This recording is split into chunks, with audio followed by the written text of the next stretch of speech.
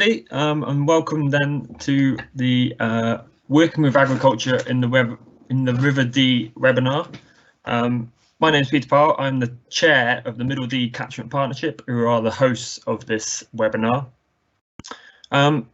Just a quick introduction. The catchment partnerships are found across all of England and the Welsh borders, and established by DEFRA and the River Trust as an initiative to bring together NGOs, government organisations, water companies and other stakeholders to work together on improving the health of local river environments. The Middle Dee Catchment Partnership. The Middle Dee Catchment Partnership covers the area marked on this map, which includes the Ceiriog Valley, the Allen Valley and the Wirfenbury and Aldford Brooks. This area includes both parts of both Wales and England, which is why it's so important to help bring together the stakeholders that are working on either side of the border.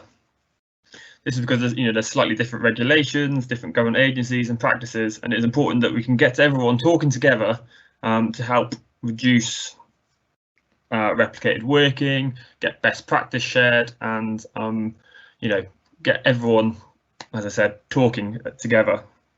So the Middle Dee Partnership is managed by a steering group, which consists of myself, representing Welsh Dee Trust, Reseave College, Natural Resources Wales, the Environment Agency, Cheshire and North Wales Wildlife Trust, United Utilities and Havering River Dee. We're also currently looking for sort of new members to be part of this steering group, particularly representatives of local authority and farming representatives. So please do get in contact with myself if you'd like to be on the steering group of the partnership going forward.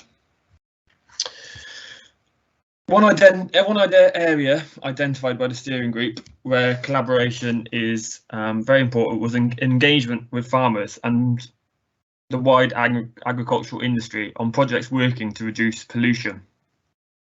It was identified that there was a variety of projects and organisations working on this topic specifically in the area, and to help tackle confusion, not just for the organisations working in this area, but also for farmers, it was agreed that we would hope to establish an agricultural pollution working group. This would bring together all the sort of project officers and farm advisors working in the Middle Dee area on both sides of the border so that we can reduce confusion, share best practice and ultimately save many organisations money by reducing duplicated work.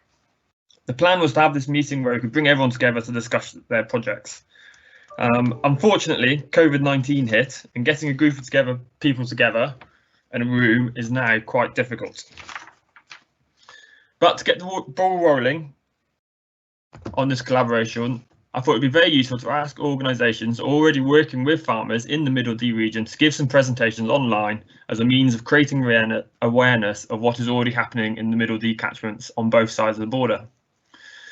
So today we have presentations from myself talking about our work at the Welsh Dee Trust, followed by Johnny Holston from North Wales Wildlife Trust, talking about their work, then Simon Burgess talking about from Reseave talking about their work, and I think particularly the WEG project and how they're going about paying for ecosystem services, and then that's followed by a pre-recorded presentation from Ivor and Tom, who are the land use advisors working on the Life Dee project, which is covering the entire Dee, but is a major project and will be having a big impact on a lot of work going on in the area.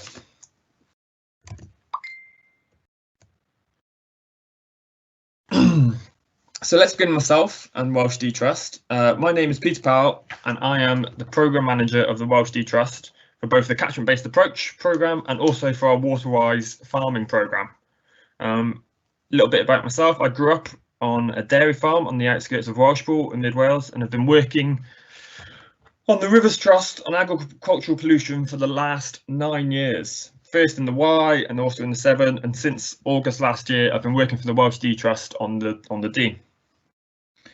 So the Welsh Dee Trust itself is an independent charitable organisation. It was established by anglers on the River Dee about 12 years ago.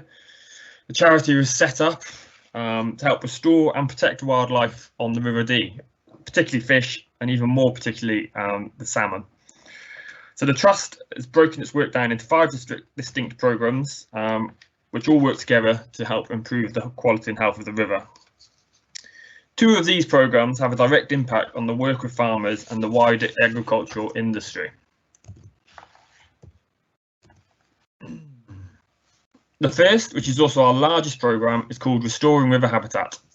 The vision for this programme is to restore the natural processes and connectivity of the rivers and streams of the Dee for all species. In practice, this involves the removal of barriers to fish migration and the restoration of riparian and in-stream habitat through management and planting of trees, through placing of deadwood in rivers and reducing levels of grazing along riverbanks. This work ultimately helps to create a more diverse river which benefits a wide variety of species. For farmers and agriculture, this means we can manage and deliver habitat projects on their land. This mostly involves tree work alongside the river and fencing to remove grazing pressure from the banks to allow vegetation and trees to grow. The work is managed in-house and we can deliver it ourselves, or for larger projects, bring in contractors to also undertake the work. The work is currently 100% funded, including the cost of all materials and labour. So if a farmer wants to fence off a section of river, we can organise and undertake the work and pay for all the materials and labour.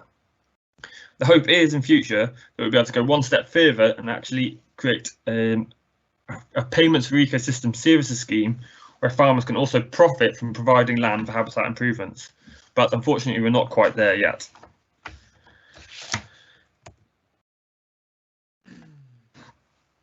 This brings us onto our second programme, which works very closely with agriculture, and this is our Water-Wise farming programme, which is managed by myself as the programme manager. The vision for this programme is to work with agriculture, with the agricultural industry, to reduce the loss of pollutants into watercourses.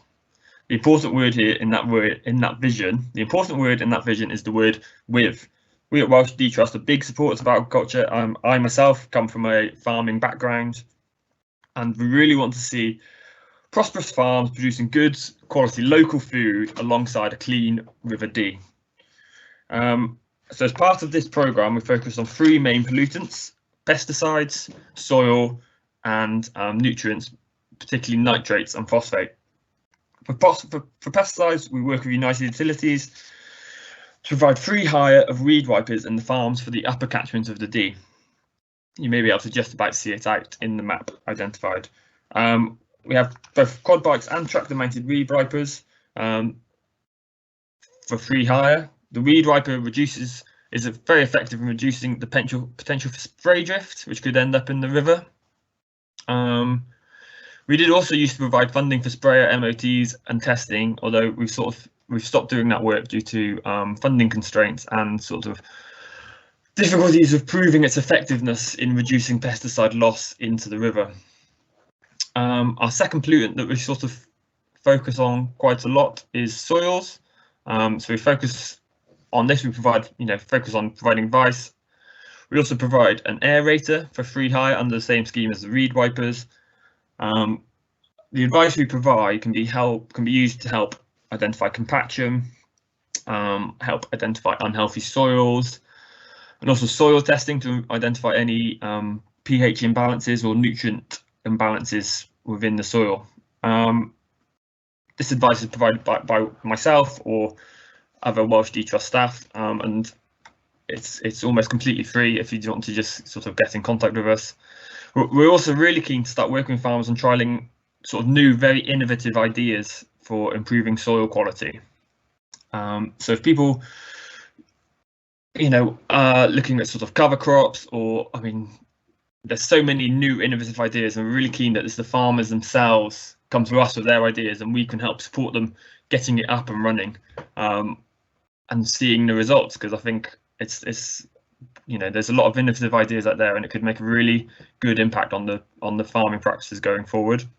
So please, if you know farmers or are a farmer that would like to trial something innovative to sort of help improve soil health, please put them in contact with myself, and we can help find some funding to run that trial. The majority of our work in the Middle Dee region, and as through our Water-Wise farming programme, focuses largely on farmyard infrastructure and nutrient pollution. So broken old farm infrastructure is a large source of nutrients entering the River Dee. To help tackle this, we provide confidential advice, absolutely confidential, because we're an independent charity, not a government agency. We can be completely confidential, which is a big plus. Obviously, when you're talking about failing infrastructure on farms, we have no regulatory power, and we won't dob in farmers for looking for a better term. But if there is a significant problem, so we provide the confidential advice and grant funding to help improve the infrastructure. Ultimately, we're looking to eliminate sources of pollution from failing farmyard infrastructure into the River Dee. How this works, the process works really by Welsh Dee Trust working with the farm to identify the source of pollution and improvements which can be made to eliminate that pollution. We ourselves at Welsh Dee Trust can then help find contractors to come and do the work. We will take care of the quoting, finding the contractor, bringing them onto the farm, showing them around, all the health and safety requirements, permits, all the other paperwork needs to be done to do that project on the farm.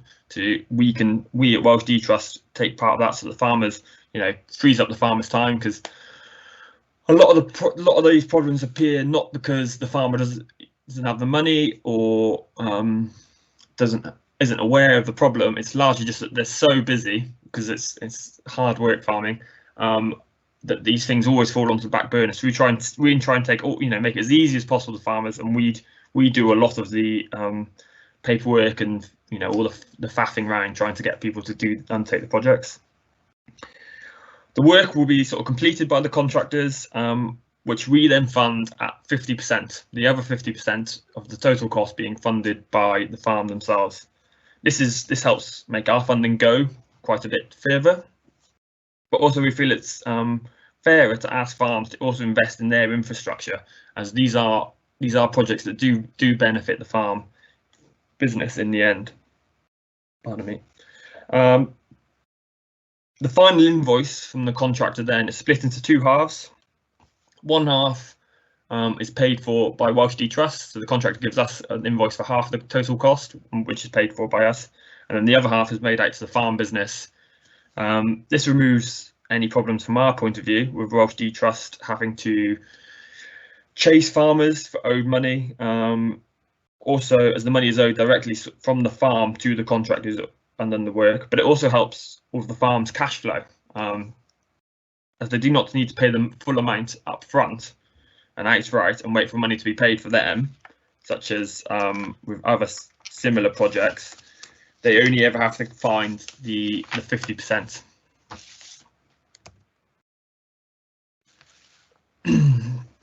So this is sort of two examples of sort of work we complete under this capital infrastructure projects. One on the left was a dairy farm that was having problems with inadequate slurry storage on the farm.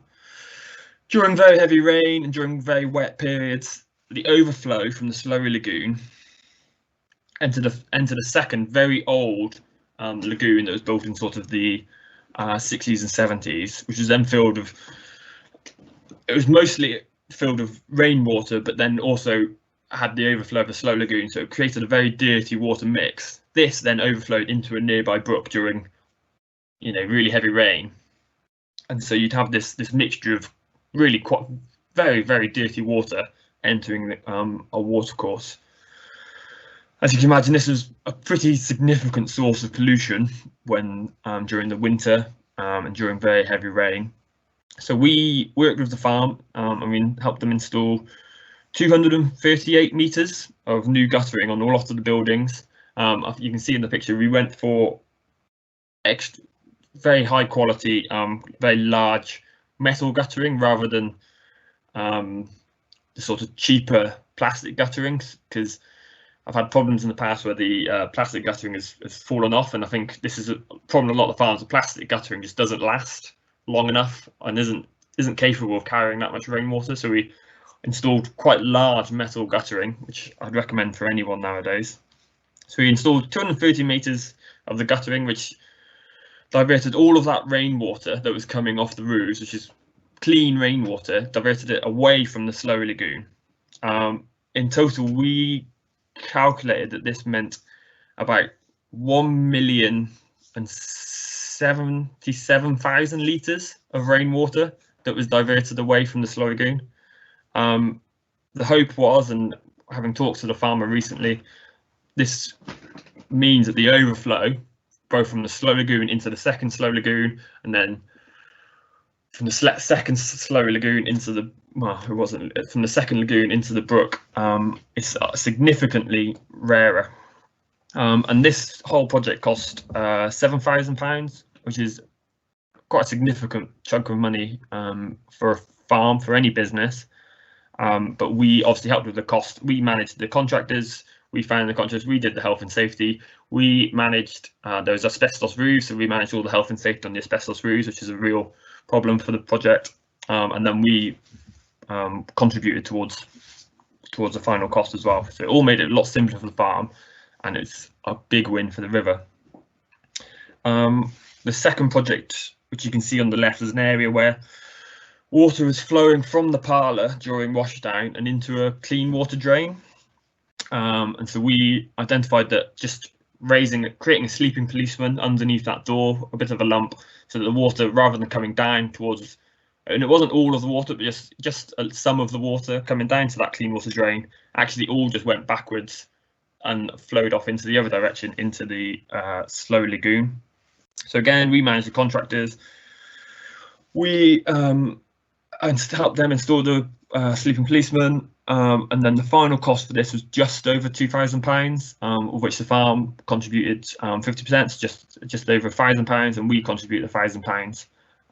And again, that's a significant improvement in water quality in the brook, in the water going down that freshwater drain, which I think drained from the farmyard into a land drain and then eventually into a tributary of the River Dee.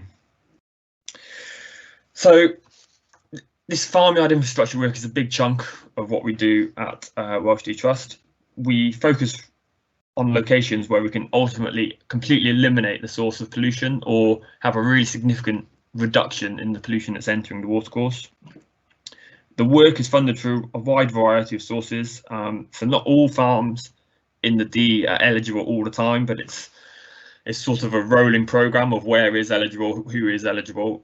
So I'd say it's always worth getting in contact with us at Welsh Dee Trust, and we can, if there is a problem, we can either help if we've got the funding at the time, or if we haven't got the funding specifically at the time, we can, and we know there's a specific problem, we can build that into future projects and future funding bids, and then look for that,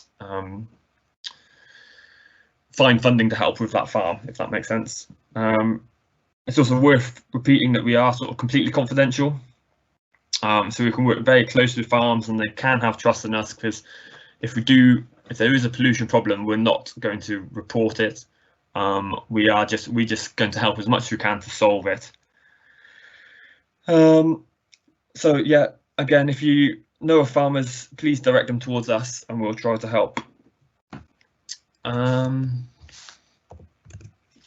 yeah, to sum up, really, Welsh Dee Trust, we work in both England and Wales. We can help with watercourse fencing and tree work along rivers, which is 100% funded. We can help with farmyard infrastructure to eliminate sources of pollution, which is 50% funded. And we have free hire of both the reed wipers and aerators, particularly in the upper end of the Dee. And we have future funding, we potentially have funding and advice for farmers looking to improve their soil health. So please, if you know any farmers, or you are a farmer that's interested in any of those things, get them in contact. There's my contact details up on the screen there. So please send them my way. And that's it. That's how Welsh Dee Trust sort of works with agriculture. So can you see that? Yes. Right. We can't see you. We can't see you. Good. That's the main thing.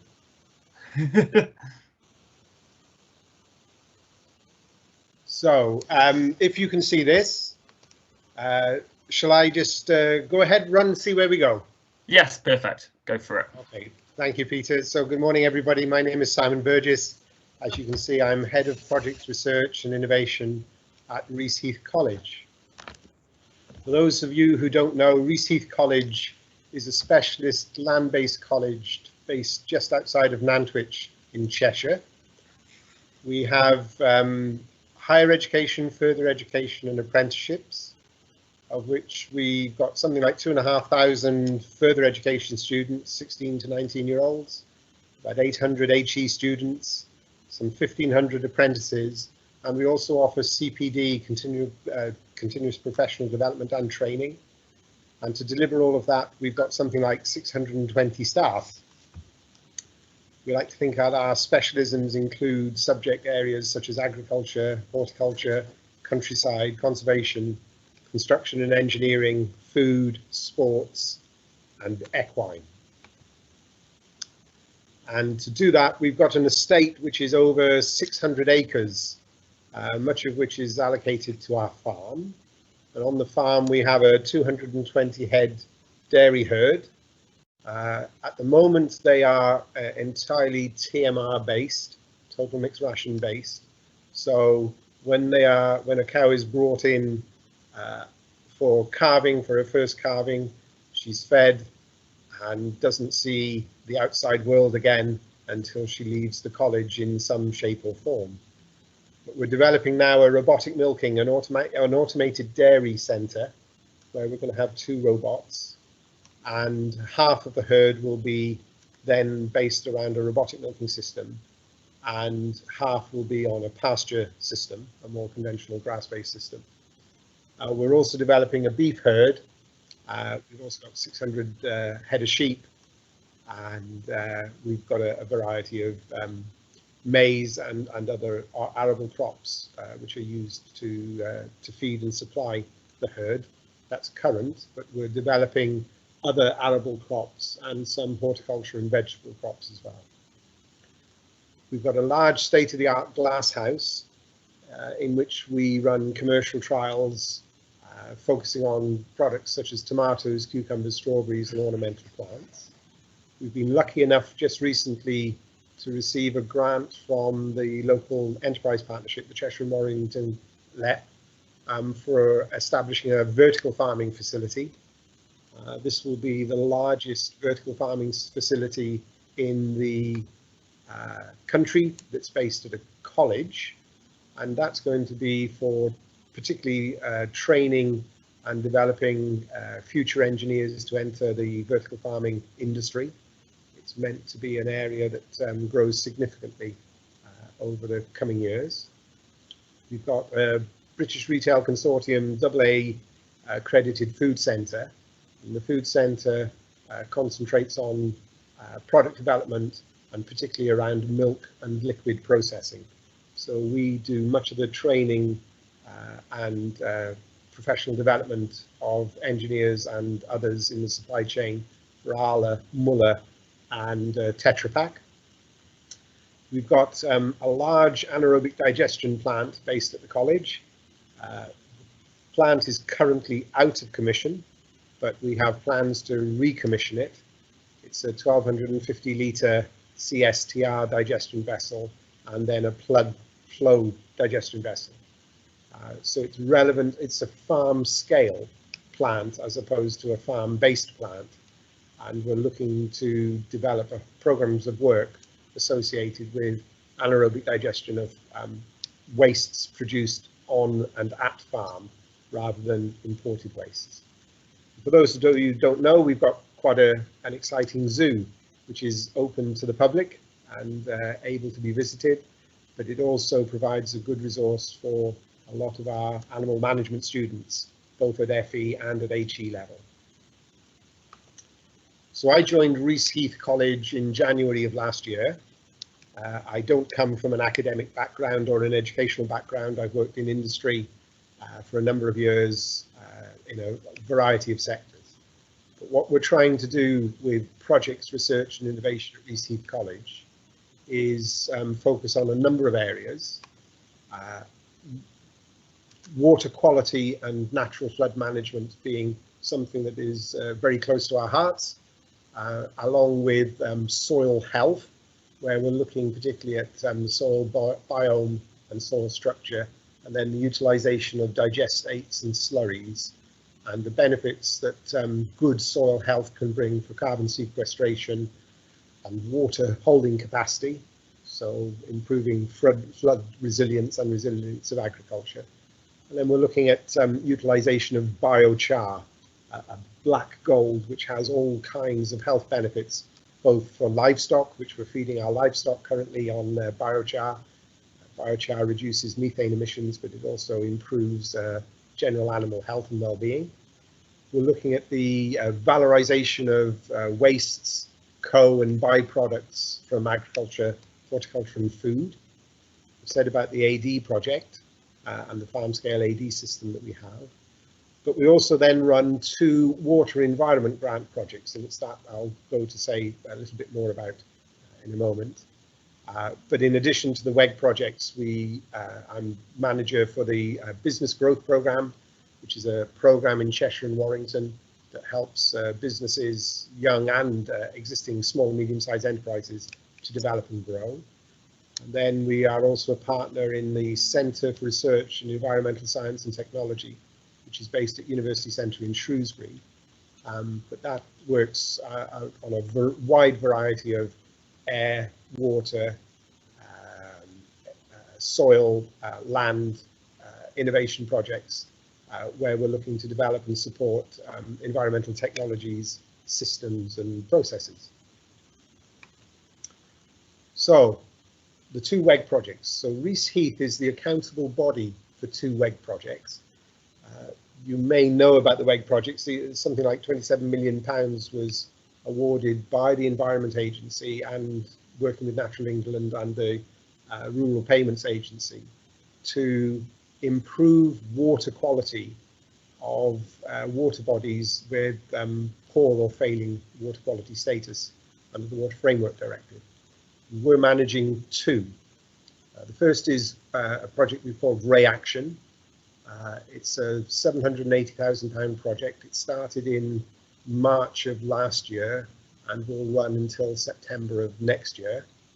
It's working on the Ray Brook, which is a brook rises just below Montgomery at a place called Martin Pool and enters the River Severn in Shrewsbury. And we're focusing on reducing and ameliorating diffuse pollution and improving fisheries habitats in the catchment. And then the second project that we're running is the Middle Dee project. This is £240,000. That's a mistake there. It's not Reaction at all.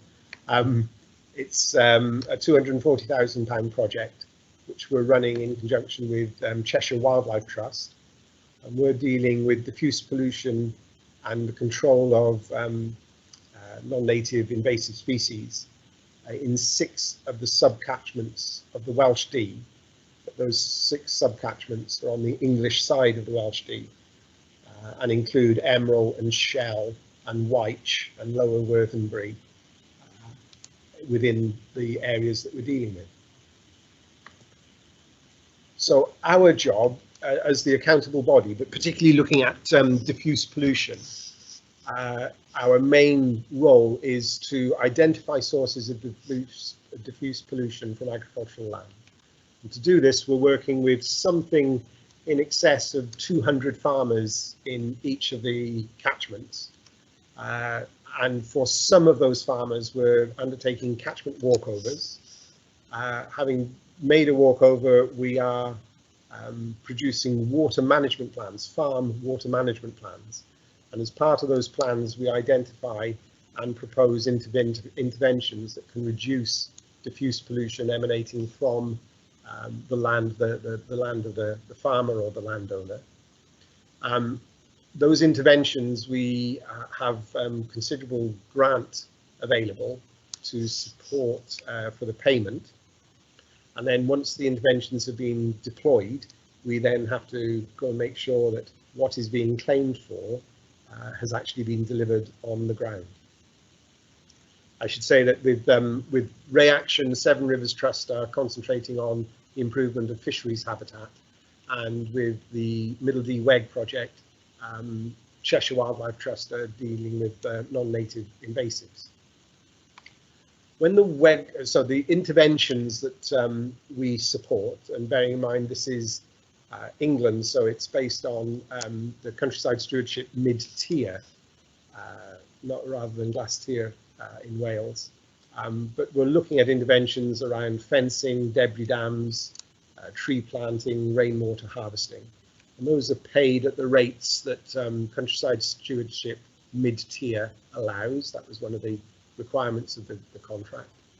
And then we're also able to undertake some bespoke projects, including constructed wetlands or slow the flow measures, where we can demonstrate that the slow the flow measure has a direct impact and benefit for water quality.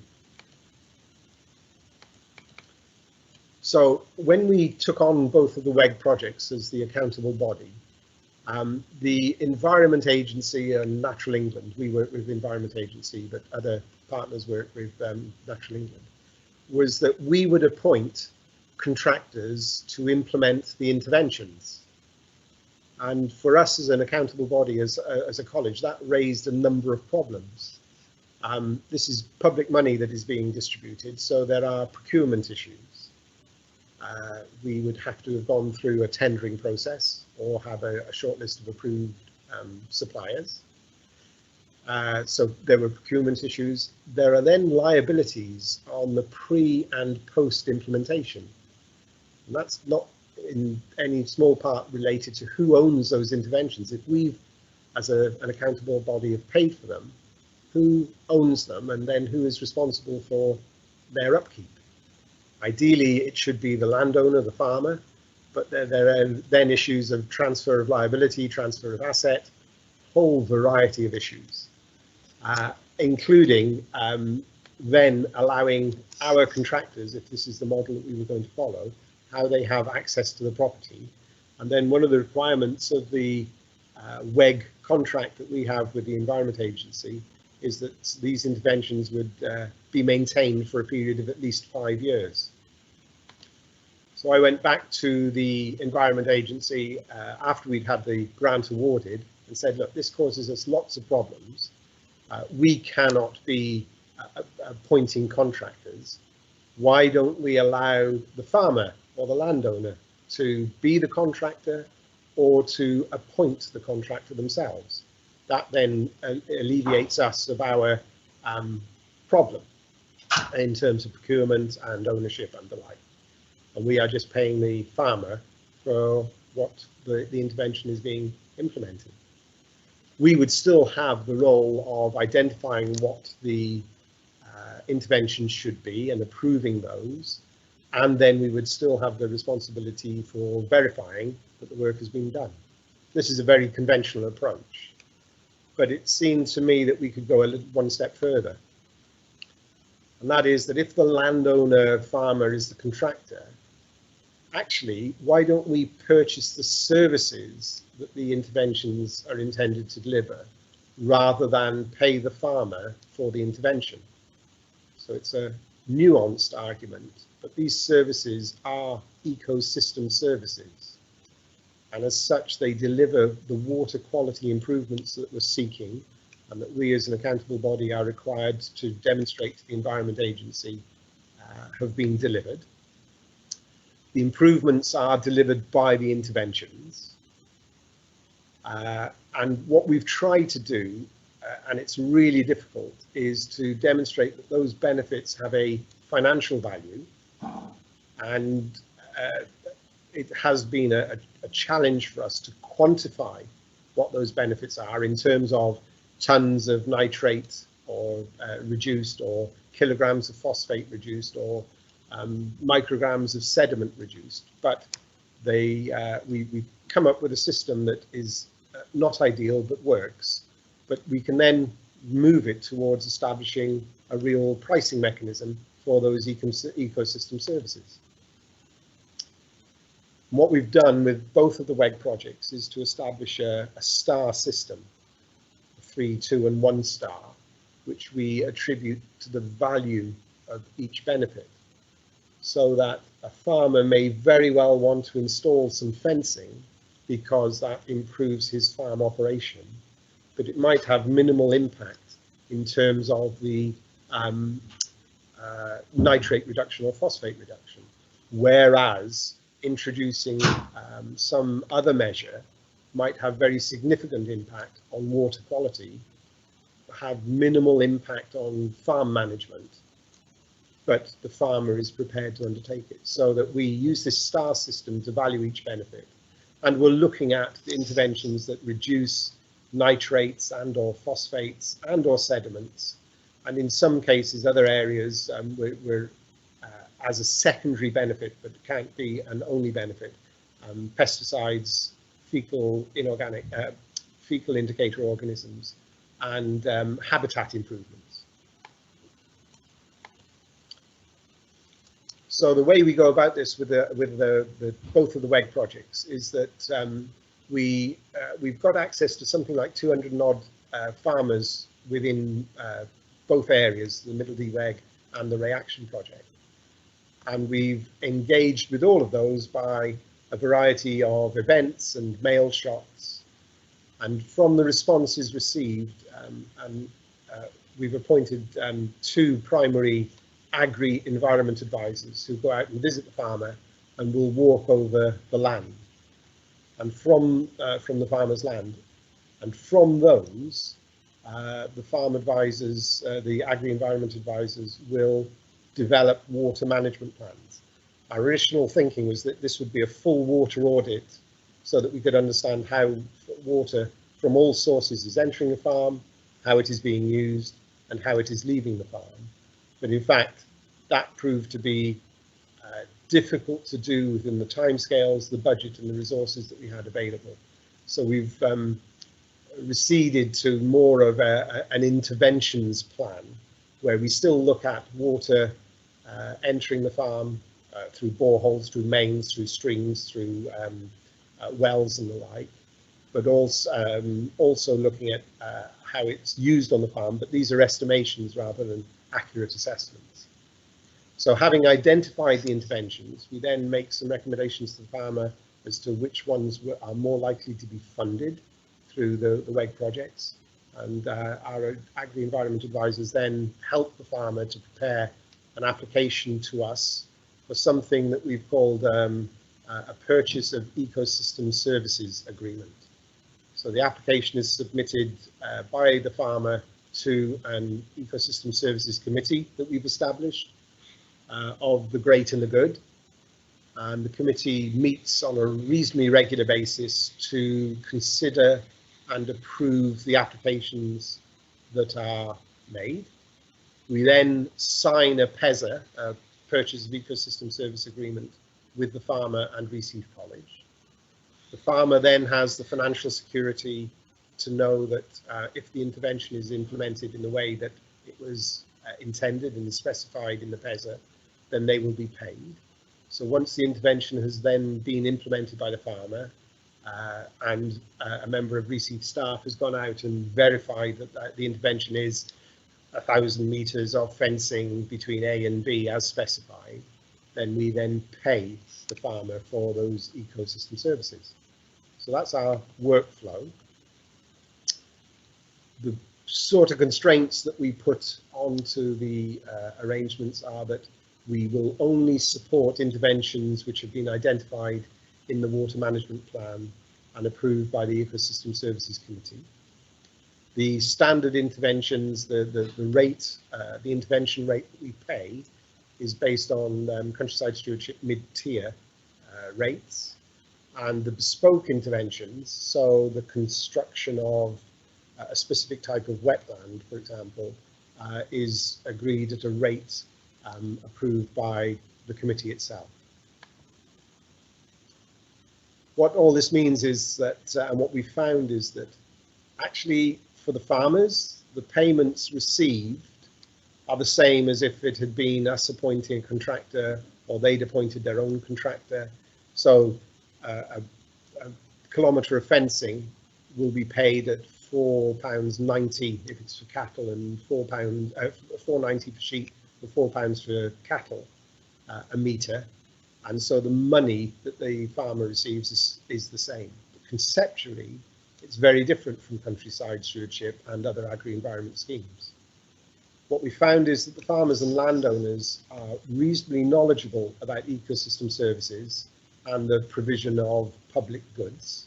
So the mission that Michael Gove started in DEFRA of public money for public goods has been reasonably well understood by the farmers. So the NFU, the CSF and other actors in the catchment and working with farmers have done a really good job in promoting this, and there's a reasonably good knowledge, not just awareness, but a knowledge about what they are. And as such, the farmers and landowners are very receptive to this new approach of purchasing an ecosystem service as opposed to paying for a fence. It's fair to say that these are early days though, and it is absolutely not the perfect solution. Quantifying the benefits and ascribing a price or a value to those is very challenging, and we haven't got that resolved yet. For the Middle Dee WEG, we have engaged with over 200 farmers in the 6 subcatchments. A good number of farm walkovers have already been completed and more are planned, so that by the end of October, we will have completed something of the order of 40 water management plans.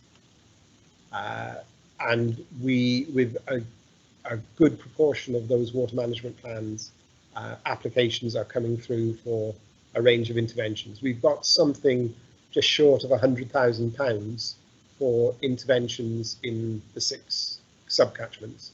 We're not prioritising any of the subcatchments. It's more or less on a first come, first served basis. The Middle Dee area has been well catered for through a whole variety of initiatives and measures on both sides of the Dee, on English and Welsh sides of the Dee. And there's still a lot more work to do, and a lot more money could be absorbed by delivering these ecosystem services, even though it's been well catered for. Reaction, by contrast, has been almost nothing. We've got something of the order of £280,000 for intervention, so close on 4 times the amount that we've got, for 3 times the amount that we've got for a Middle Dee WEG, and we could easily spend 5 times that. We've got applications for significantly more than that. Our first intervention in the Middle Dee WEG was put in just before COVID. COVID has made a very significant change in our delivery and outputs that we were expecting. So Gareth Fowkes, who some of you may know, is our lead agri-environment advisor for the Middle Dee WEG project, and he has been on furlough. He came back off furlough on the 1st of July, so he's back in action now. But he ensured that the first intervention was made on a farm, which involved some hardcore being put down on track, fencing, attenuation ponds, and a constructed wetland. And that had a value of something like £9,500, £9,200. We've also, to develop and deliver the WEG project, we've developed a new tool that identifies, specifies and costs interventions. It makes an estimate of the potential benefits that an intervention may make. And that's being developed and is being used. And that's also then linked to a GIS, so that we're creating map-based and GIS-based systems that might be useful for further analysis later in the day. And that's about it for me. Thank you very much. Thank you very much, Simon. That was really interesting, particularly the slightly different approach of paying for ecosystem services. I think is really very interesting. Our next presentation is from Ivor and Thomas Potts. This is actually a pre-recorded presentation, but it should work okay. And they are the land use advisors working on the Dee Life project. with the land management officers for the Life Dee River project. Just a quick summary about me. Started on the Dee Life project in June. Before that, I was a dairy officer. Been with NRW now for about 10 months. So, next slide, please. So, several objectives overall with the Dee Life project. Main project objectives are remove the constraints to fish migration and wider ecological connectivity, restore and improve natural riverine physical processes, features and physical habitats in at least 55 kilometres of river, improve the agricultural and forestry land management practices to reduce the import of nutrients and sediment entering the SAC, initiate conservation management for the critically endangered freshwater pearl mussels, as well as establishing and building long-term positive relationships with key stakeholders during and beyond the life of the project. So here's a few of the project outcomes. The project officially was launched last September. LIFE programme is the EU's funding instrument for the environment and climate action. NRW, Natural Resources Wales, are the coordinating beneficiary, alongside the Environment Agency and Snowdonia National Park, who are the associated beneficiaries, along with the co-financers Dŵr Cymru, Welsh Water. The project runs until the 31st December 2024. As mentioned previously, restoration of natural river processes and morphology, habitats and species move towards favourable conservation status, reduction in pollution of river with biodiversity and drinking water benefits, as well as improving salmon and other fish populations are the major driving points. So here's an overall of the team. Majority of the roles have been filled, a couple left to go, but yeah, this team's shaping up nicely. I'm looking forward to working with everyone. So here's the list of the Life Dee River actions. Point C, conservation actions, will be the work that majority of the work me and Thomas will be undertaking as land management officers. This will be the direct work on the ground. E as well will be very important for the project as a whole, as communication will be critical to cooperate well with other businesses and stakeholders within the catchment. Next slide, please. Here's a map of some of the actions we'll be undertaking, as well as the river restoration officers. Demonstrates well the catchment, along with all the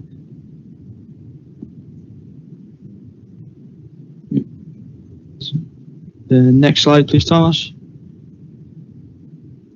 So the river restoration officers will be working with 11 weirs in total. There'll be removal of 5 or part removal of 5 weirs across the catchments, which are Herberstock Weir, Llangollen weirs, both upstream and downstream, along with the Tryweryn Weir and Morlais Weir. So along with the removal, there'll also be construction of fish passages to ensure the upstream passes are easier for fish. Here's a list of the weirs which are going to be amended to make the fish passages. Chester, Manley, Bala Gauging Weir, Chirk, Brinkinallt, along with the Horseshoe Falls. Here's a map, plan, of planned actions. So some of the jobs the river restoration officers will be doing will include introduce gravel boulders and large woody debris into the river, create a more sinuous planform, improve the riparian zone through managed grazing, fencing and or planting, remove historic artificial bank protection along with breach embankments. I'll now pass you over to Thomas, who'll give you an in-depth view of the land management work. Thank you, Ivar. So I'm Thomas Wynne. I'm the land management officer. So yeah, I'll talk a bit about the land management roles and sort of what mine and Ivar's role actually will be doing. So one of the main problems that needs to be addressed is the detrimental land management practices within the catchment. And then one of the main objectives within the bid is to improve agricultural and forestry land management practices to try and reduce the input of nutrients as well as sediment entering the sack. So in some areas of the catchment, forestry and farm management practices are leading to excessive amounts of sediments, nutrients and also chemicals entering the Llyn Tegid and the River Dee catchment as a whole. And then the problematic forestry practices include roadside drains directly entering the watercourses, as well as lack of buffer zones between forestry and watercourses, as well as excessive ditching in some forest areas, as well as the use of pesticides within the industry as well.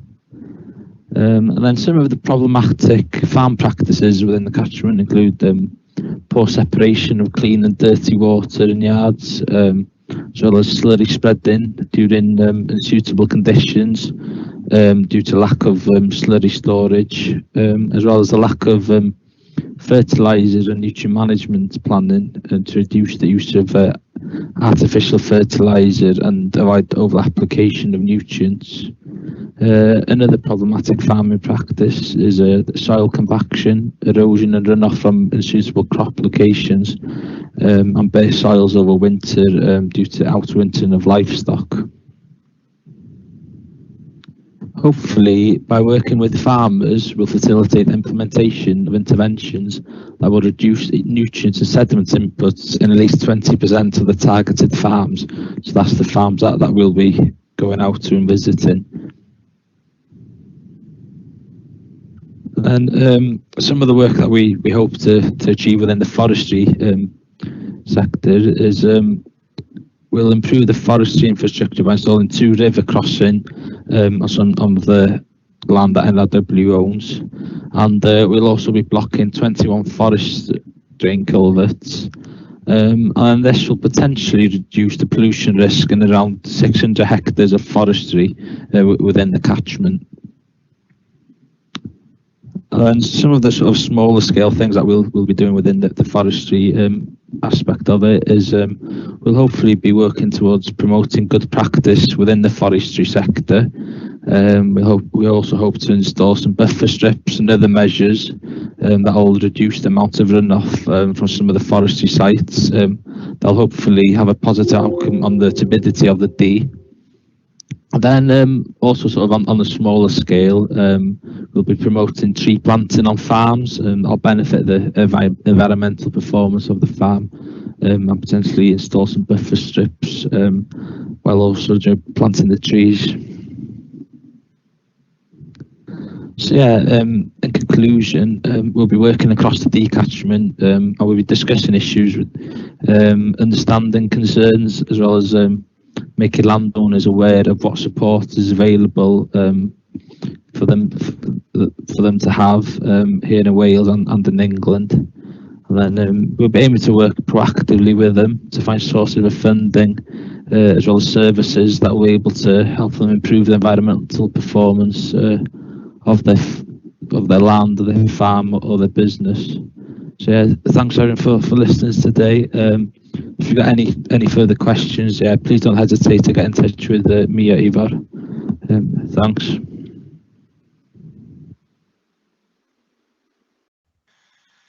Yep, so I'm sending you live now and you should be able to run. So we can see you and your PowerPoint presentation. Oh, you can see the presentation, great. Yeah. Yeah, thanks Peter. Yeah, those presentations really interesting. So I hope mine sort of complements it a little bit. Yeah, I'm Johnny Hulson. I'm the project manager for the Woodlands for Water Sustainable Management Scheme. It's a 3-year funded scheme delivered in partnership between us, North Wales Wildlife Trust, and the Welsh Dee Trust, and some other partners like the Clwydian Range AONB, Natural Resources Wales, Mole Town Council, and other communities within the Allen and Wheeler River catchments.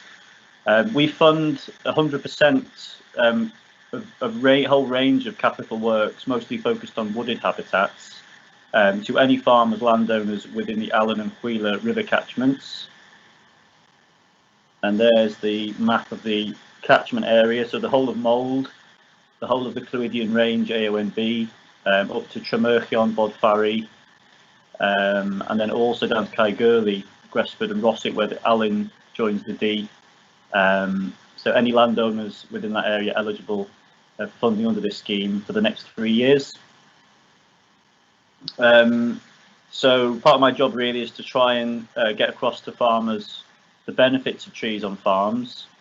Parkland trees provide an important shade and shelter resource for livestock during hot and inclement weather. There's actually a 5 degrees difference under the tree canopy, which is obviously quite a lot for livestock in cold weather, particularly in hot weather, something that we're experiencing a lot more of these years and predicted to experience more of. Trees on farms also provide an alternative foraging resource, and trees are particularly very high in tannins and micronutrients, which reduce worm burden and improve health, which is seen quite readily and demonstrated on the continent, something that we are only just starting to realise in this country, the historic benefits of allowing livestock to graze as they would want to, and particularly thorny species, evergreen, holly, hawthorn. And in wet conditions, trees can dry out high-risk areas of land, and that obviously helps reduce incidence of foot rot and liver fluke if they're planted in the right place and at the right density. Welsh-sited shelterwoods are known, quite obvious, to reduce wind speeds across a farm 10 to 30 times the height of the trees, which is quite significant across land with livestock or even farm properties. There's also significant soil improvements with well-sited woods, and that's due to the stimulation of fungi and the lowering of the water table in the soil. There's obvious landscape and wildlife improvements, and trees on properties have actually been shown to increase property values by between 5 and 18%, which is quite interesting. This is a method of planting that we're putting a lot of effort into promoting in North Wales. Quite a lot of it been done in Snowdonia and Scotland. No fence tree planting. The image on the left is a sabre tree planted on a farm within the catchment in 2012. If you plant a tree at a 45-degree angle on a slope, a nant or a crag, it can escape grazing pressure and can actually survive and defend itself through its usual development of woundwood. As this tree grows, it will provide natural shade and shelter for livestock. This is a sheep farm. We planted about 10 trees on that slope. Only 2 or 3 have survived, but that's better than nothing, because the farmer hasn't actually changed any land use. He's still eligible for basic payment scheme on this land, no change of land use whatsoever, and it hasn't cost him a penny. And then areas of gorse on the right, we managed to get about 15, 20 pot-grown trees in that gorse, a mixture of Scots pine and oak. That photo was taken last week. Again, it was planted 10 years ago. Those trees are protected by the gorse and the bracken. It's just a way of utilising underused land.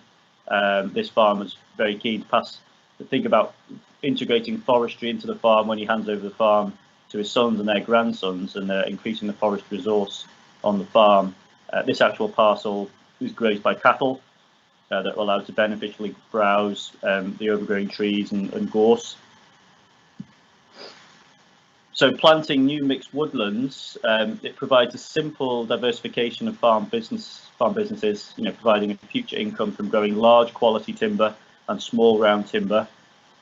Fast growing species like aspen, willow, poplar and alder, they can be coppiced and pollarded on short rotations to provide a sustainable supply of firewood, or particularly white wood chip on the farm. White wood chip's got many properties, very good composting, can be used for bedding for livestock, and obviously for people that are looking to as a wood fuel on the farm for boilers. Under the Woodland Carbon Guarantee in the UK, you've got the option of selling woodland carbon units to the government for a guaranteed price every 5 to 10 years. So that's quite an incentive.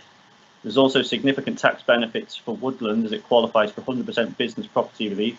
There's no inheritance tax on woodland and no capital gains tax on timber that's eventually sold.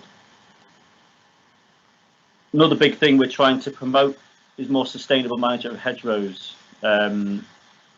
This is a farm just outside Mold. We fenced off all hedges, allowed them to regenerate. It's given significant improvements to the productivity of the land around it, and benefited the streams and watercourses going into the Allen. Other schemes, we've restored old ponds within hedges to create wildlife corridors. This is this picture at the bottom is near Wrexham. So we can fund 100% any hedges to be gapped up, hedges restored by traditional lane, but particularly mechanical wildlife hedge lane, which I've got a video of, I'll show you in a second. Provision of new hedgerow trees, particularly within the Dee catchment. Black poplar is an important one that we can provide, oak and field maple.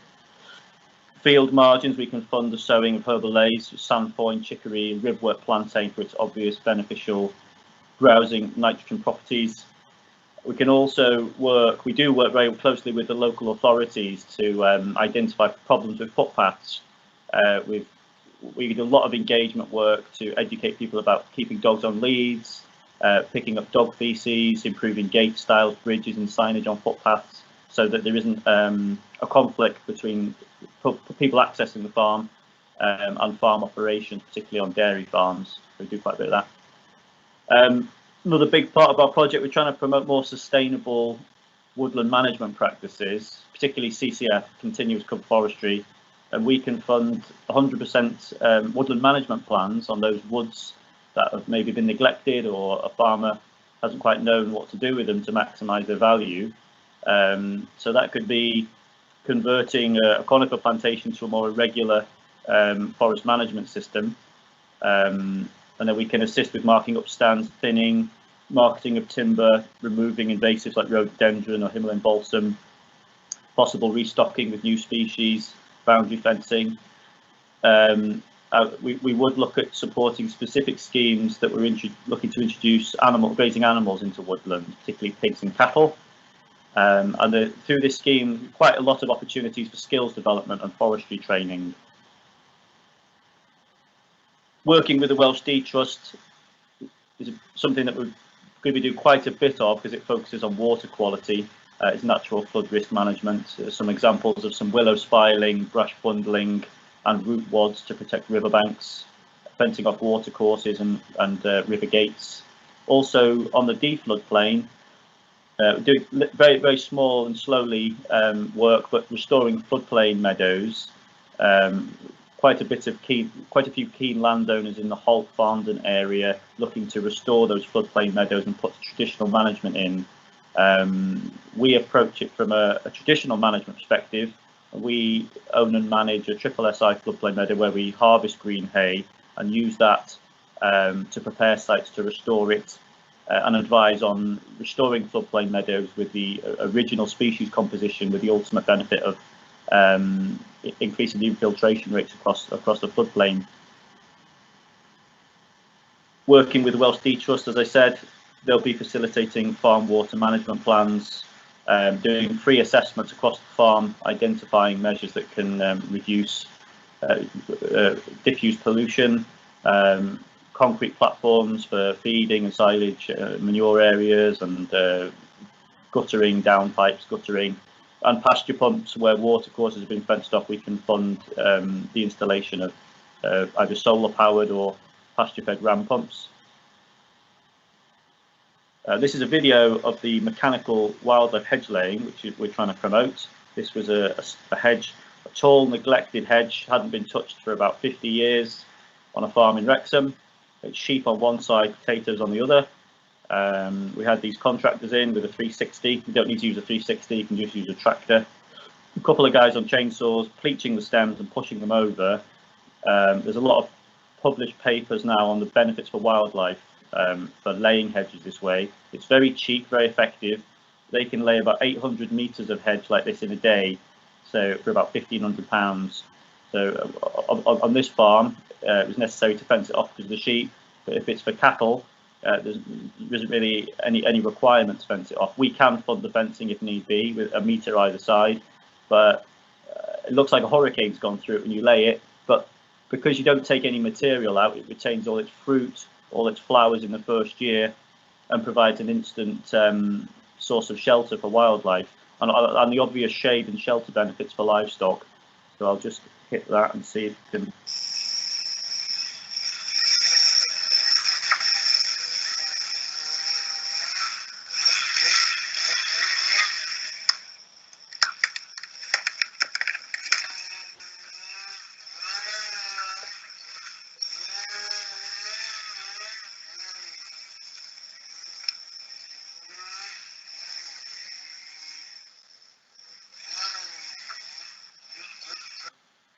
Yeah, so that's a bit of mechanical wildlife hedge laying. If any farmers you know of that have got neglected hedges, significant lengths of hedgerow that they'd like laid, we can do that 100%. Just contact me, get my email address off Peter. All right, thank you. How do I get out of this?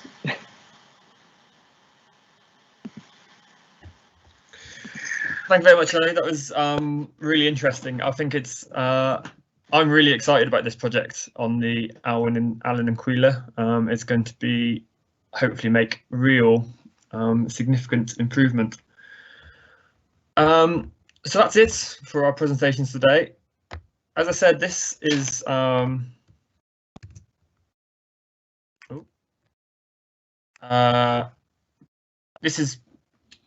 this work has been promoted by the Middle Dee Catchment Partnership, which is sort of made up of lots of variety of different stakeholders who are all working to improve the Dee. We've identified, working with agriculture as an area where there's lots of different organisations working, we're all challenging, doing slightly different things, and there's huge potential for confusion. And by the intention is, if we can bring people together who are all working with agriculture, we can, share best practice, work more closely. When farm advisors or project officers are out on farms, they have a better idea of what they can offer as part of their project, but also what other offers are available. This webinar is the first step towards, getting that better collaboration.